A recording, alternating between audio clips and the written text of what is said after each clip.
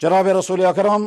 صلی اللہ علیہ وسلم نے جب حج فرمایا تھا، اس حج فرماتے کے بعد اس حج کے موقع پر آپ نے جو خطاب کیا تھا ان تمام انسانوں کو، ان انسانوں میں کچھ خطاب تو تمام انسانوں کے لیے تھا اور کچھ خاص خطاب صرف ایمان والوں کے لیے تھا۔ ایمان والوں کو خطاب کر کے آپ نے فرمایا تھا انی فرضتکم علی الحوض، میں تم سے پہلے رخصت ہونے والا ہوں اور حوض کوثر پر تمہارا انتظار کروں گا، وہاں تم مجھ سے ملاقات کرو گے۔ پھر ساتھ میں فرمایا تھا وَإِنِّي مُكَاثِرٌ بِكُمُ الْأُمَمَ، میں وہاں حوض کوثر پر کھڑے ہو کر جب دیکھوں گا میری امت آ رہی ہے، میں فخر کروں گا دوسری قوموں پر، دیکھو میری امت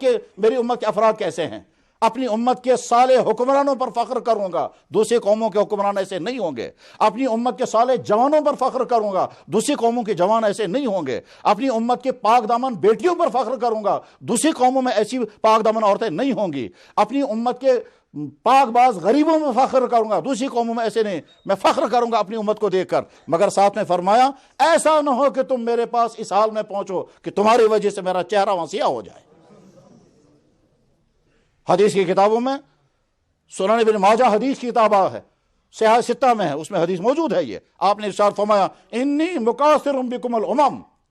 انی فرضتکم علی الحوض ومکاثر بکم الامم فلا تصودوا وجہی، خبردار تم ایسی زندگی لے کر مت آنا تمہاری وجہ سے میرا سر وہاں نیچے ہو جائے، تمہاری وجہ سے مجھے وہاں شکوہ آ جائے، تمہاری وجہ سے میرا چہرہ نیچے ہو جائے، ایسی زندگی لے کر کے نہیں آئے۔ میرے بھائی، ہم عہد کر کے اٹھیں گے، ہم ایسی زندگی نہیں گزاریں گے جس زندگی کے نتیجے میں کل قیامت کے دن اللہ کے نبی فرمائیں گے کیا زندگی لے کر آئے تم میرے امتی ہو، تمہیں اپنی عیاشیں زیادہ پسند تھی، تم یہود و نصارہ کے نکالی پر خوش ہوتے تھے، ایک طرف سے میرا حکم تھا، ایک طرف سے تمہارا فیشن تھا، تم فیشن اپناتے ہوئے خوشی محسوس کرتے تھے۔ میں کہتا تھا یہ مت کرو، وہ چھوڑنے کو تم تیار نہیں تھے، تمہارا ڈاکٹر کہتا تھا مت کرو، تم چھوڑنے کو تیار ہو جاتے تھے۔ اس وقت کی اس رسوائی سے بچنے کے لیے ہم آج ہی انشاءاللہ عہد کریں گے، یا اللہ جمعے کا وقت ہے، جمعے کی نماز ادا کرنے کے لیے ہم آپ کے گھر میں جمع ہیں، ہم ایمان والے ہیں، یہ تسلیم ہے کہ ایمان کمزور ہے، مگر یا اللہ ہمارا اعلان ہے ہم ایمان والے ہیں۔ ہم نے اپنی آنکھوں سے گناہ کیے ہوں گے یقیناً، ہم نے اپنے کانوں سے گناہ کیے ہوں گے یقیناً، ہم نے اپنے ہاتھ سے غلطیاں کی ہوں گی یقیناً، ہم نے خرچ کرنے میں غلطیاں کی ہوں گی یقیناً، مگر یا اللہ ہم نے آپ کے علاوہ کسی کو اللہ نہیں مانا، یا اللہ آپ کے نبی کے علاوہ ہم کسی اور کو فالو نہیں کریں گے۔ کم سے کم ہمیں تو اتنا فخر ہے کہ یہ پیشانی آپ کے علاوہ ہمارے کسی اور کے سامنے نہیں جھکی ہے۔